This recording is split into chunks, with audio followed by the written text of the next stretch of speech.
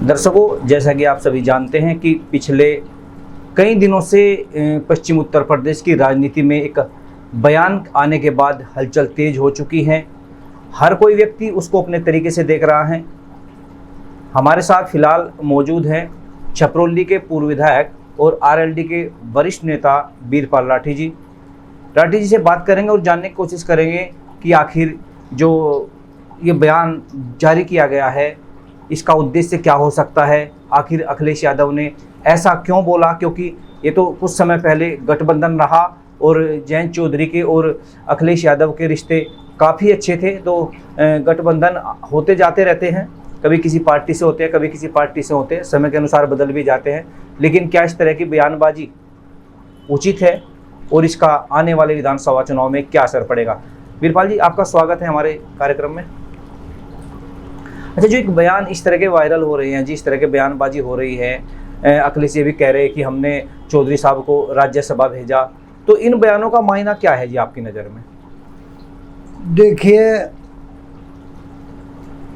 राठी साहब, सबसे पहले तो ये गणित सीखना चाहिए कि राज्यसभा का चुनाव है क्या। राज्यसभा का चुनाव एमएलए उसमें वोट डालते हैं और उसमें संख्या निर्धारित होती है। सीट कितनी है, सीट के गणित से जो है एमएलए डिवाइड होते हैं। कभी तो 30 एमएलए पे राज्यसभा बन जाता है, कभी 28 पर बन जाता है, कभी 35 पर बनता है। वो सीट तय होती है कि कितनी सीटों पे चुनाव है जी। हमारी पार्टी के 9 विधायक हैं। 9 विधायकों ने अखिलेश यादव, जो समाजवादी से हमारा गठबंधन था जी, उस गठबंधन में उन्हें वोट डाला और समाजवादी के एमएलए ने चौधरी साहब को वोट दिया जी। चौधरी साहब अपनी पार्टी से थे, राष्ट्रीय लोकदल से उनका पर्चा भरा हुआ था, अपनी पार्टी से में राज्यसभा गए जी। ये कह देना मैं समझता हूँ कि गलत है। ये तो समाजवादी के लोगों से भी मैं बहुत के लोगों मुंह से सुनता हूँ और हमारे लोकदल के भी बहुत कार्यकर्ता है जो इस बात को कहते हैं कि भाई अखिलेश यादव जी ने जो है चौधरी साहब को राज्यसभा भेजा। ये गलत है। हमने राज्यसभा में समाजवादी को वोट दिया और समाजवादी वालों ने हमें वोट दिया जी। राष्ट्रीय लोकदल से चौधरी साहब राज्यसभा गए। ये बिल्कुल निराधार बात है कि समाजवादी पार्टी ने चौधरी साहब को भेजा। अभी जैसे उन्होंने एक चीज़ और भी कही जी कि गठबंधन करने, पता नहीं लोग कहाँ कहाँ से आ गए थे, हमने उनके साथ गठबंधन कर लिया था और चवन्नी से रुपया बना दिया, फिर भी हमें छोड़ के चले गए। देखिए, इस तरह की बयानबाजी, ये बयानबाजी मैंने भी सुनी और ऐसा नहीं, अखिलेश पढ़े लिखे नेता है और प्रदेश देश में तीसरे नंबर की पार्टी भी है उनकी। मुंह से निकले हुए शब्द कभी वापिस नहीं आते। जो शब्द निकल जाए, हाल तो मुझे लगता है कि अखिलेश यादव को भी इसका पश्चाताप होगा कि ये शब्द उनमें कहे। और हमारी पार्टी के बहुत नेताओं के बयानबाजी भी आई कि जब हमारा गठबंधन था, गठबंधनों पे क्या रवैया अखिलेश जी का रहा जी। राष्ट्रीय लोकदल के प्रति। चौधरी साहब ने तो, चौधरी साहब के परिवार ने तो हमेशा समाजवादी मुलायम सिंह जी को आशीर्वाद दिया और मुलायम सिंह जी यादव जी को भी मैं सुनता था। हमारी भी 65-66 साल एज होगी। मुलायम सिंह हमेशा कहा करते थे कि मैं तो चौधरी साहब का राजनीतिक पुत्र हूँ और चौधरी अजीत सिंह जी को वे कोक का पुत्र बताया करते थे जी। और जब वे राजनीतिक पुत्र थे तो चौधरी साहब परिवार का हमेशा मुलायम सरकार को सहयोग रहा। वो अलग बात है कि चौधरी साहब का मुख्यमंत्री बनने का पार्टी की तरफ से ऑफर था, चौधरी साहब चले गए जी। और चौधरी साहब के जाने के बाद में वहाँ आपस में टकराव हो गया। ये तो चौधरी साहब के एहसान को मुलायम सिंह यादव उसके परिवार को भी मानना चाहिए कि उन्होंने बहुत खराब वक्त में मुलायम सिंह परिवार का साथ दिया, मुलायम सिंह जी का साथ दिया और चोल साहब के टकराव के बाद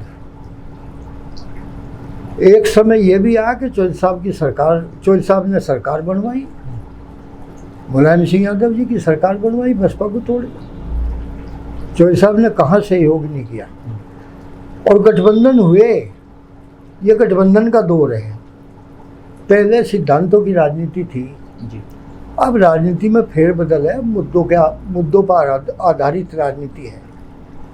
कौन किससे गठबंधन कर ले ये कोई बड़ी बात नहीं है, कब कहाँ किससे अपनी पटरी बैठ जाए वो बड़ी बात नहीं है। तो मुलायम सिंह की सरकार बीजेपी से भी चली और मायावती से भी चली और कांग्रेस से भी चली। उन्होंने हमेशा दूसरे दलों का सहयोग लिया। चोल साहब ने भी मतलब जगह जगह मुलायम सिंह से भी, मायावती से भी, कांग्रेस से भी गठबंधन हुए। और गठबंधन ये बड़ी बड़ी पार्टी करती रहती है, ये कोई बड़ी बात नहीं। जहाँ तक उन्होंने ये बात कही जी कि चोल साहब पे जो आक्षेप लगाया, चोल साहब से बात हुई एक दो दफ़ा। हालांकि मैं समझता हूँ कि जयंत चौधरी जी राजनीति में इतने परिपक्व हो गए, इतनी थोड़ी उम्र में, कि वे इन चीज़ों को हमेशा इग्नोर करते हैं। वे कभी इन चीज़ों पर ध्यान नहीं देते, आगे बढ़ने का काम करते हैं।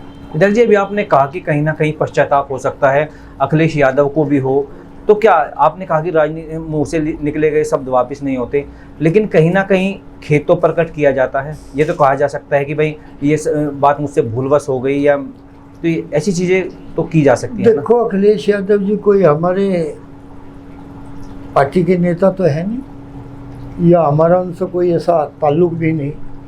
वो तो वही समझे कि आपने क्या कहा और आपको क्या करना। लोकतंत्र है, लोकतंत्र में सब स्वतंत्र हैं और अपने मुख से कोई कुछ भी कह सकता है।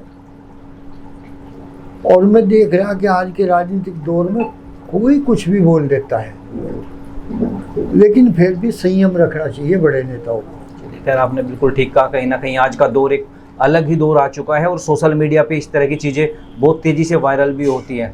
तो विधायक जी, जैसे अभी विधानसभा चुनाव की जो सुगबुगाहट है वो भी तेज़ हो रही है, हो सकता है जल्दी घोषणा भी हो जाए, तो क्या लगता है 2027 के विधानसभा चुनाव में इसका क्या असर पड़ेगा समाजवादी पार्टी? देखिए कोई असर नहीं पड़ेगा समाजवादी पार्टी को, इसका कोई नुकसान जाएगा।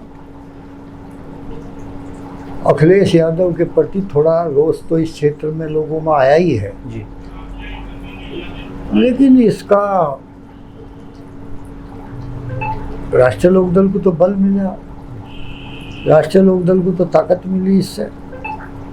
और अभी मैं शिवपाल जी का बयान, अभी उन्होंने कहा कि जेल में आजम खान से मिले जी, और मिलने के बाद में उन्होंने कहा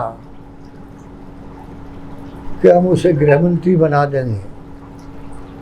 तो जनता भी समझती है जो एक सजा याफ्ता हो चुका उसे गृह मंत्री कैसे बना सकें। लेकिन पता नहीं इतने बड़े बड़े नेता ऐसे अनाप शनाप बयान क्यों देते हैं, इसका क्या असर जनता पर जाता है क्या नहीं, ये सोच कर राजनीति की जाती है। बयान में संयम रखना चाहिए। तो ये परिवार जो चौधरी परिवार है, इसका मैं समझता हूँ कोई मुकाबला नहीं है ईमानदारी में। और चौधरी चंद सिंह, चौधरी अजीत सिंह, जैन चौधरी, मैंने अपने राजनीतिक जीवन में देखा कभी इनका बयान ऐसा नहीं हुआ जो विवादित बना और किसी को ठेस पहुंचाए, समाज को तोड़ने का काम करता, समाज को तोड़ने का काम किया हो।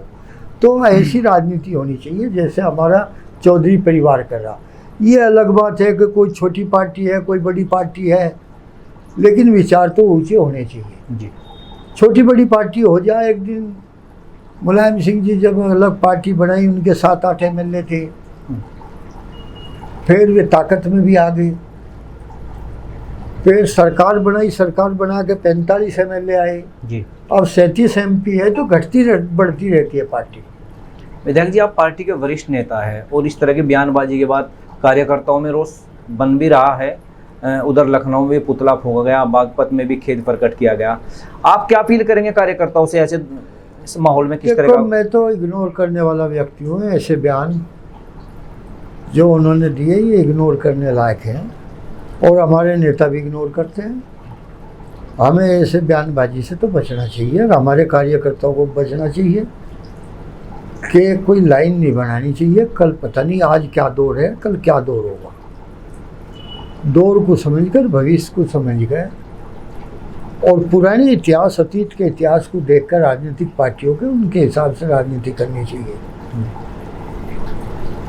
तो मैं तो कार्यकर्ताओं से यही अपील करूँगा कि ऐसी बयानबाजी से बचें।